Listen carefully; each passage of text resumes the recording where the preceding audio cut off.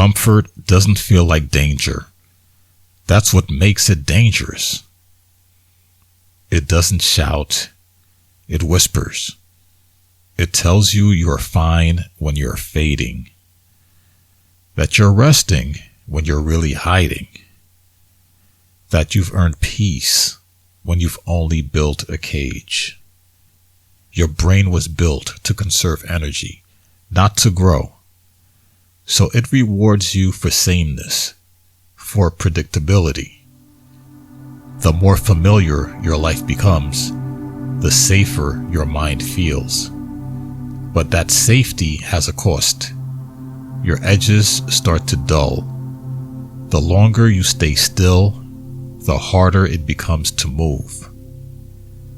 Neuroscience calls this homeostatic adaptation. It's your comfort zone becoming your baseline. Every time you avoid challenge, that baseline shrinks. It shrinks until even small risks feel like tall cliffs. One day, you look around and realize nothing's wrong, but nothing's alive either. Comfort doesn't always look like laziness. Sometimes it looks like discipline without direction, like working hard on what's familiar instead of what's meaningful. It's progress trapped in a loop, motion without movement. Your life starts feeling smaller, not because you stopped trying, but because you stopped reaching. And the brain, being clever, calls that balance. But safety is not peace. It's maintenance. And maintenance without meaning turns into decay. There's a quiet moment that comes before every transformation. A tension you can't quite name. You start to hate your own comfort. You feel it in your chest. And that quiet guilt that says, I could be more than this. That's not self-loathing. That's your potential waking up. It's the discomfort of outgrowing your current version. It's your nervous system preparing for expansion. Growth never begins when things feel easy. It begins the moment ease starts to feel wrong. Here's the hidden cost of comfort. You trade potential for predictability. You trade your future self for your current safety. It's not dramatic. It's quiet. Like checking your phone one more time before bed. Or like staying in the same job because it's familiar. We call it stability, but often it's fear wearing good manners. And it numbs you. Not all at once, but in small exchanges.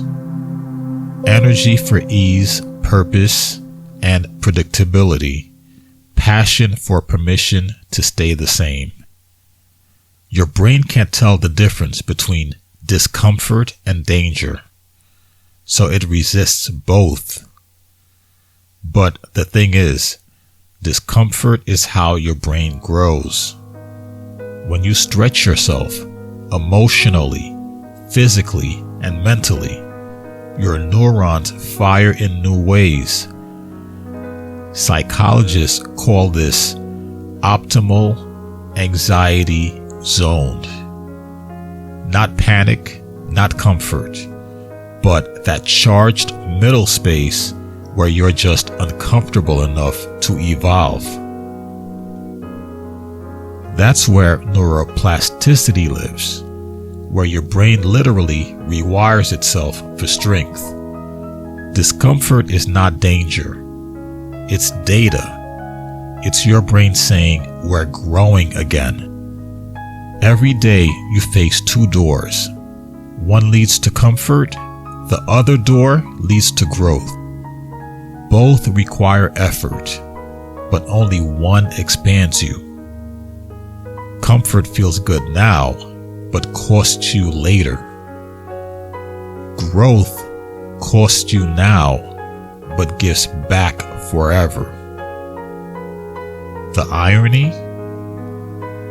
They look the same at first, but only when you choose the harder one that life begins to move again. Start small.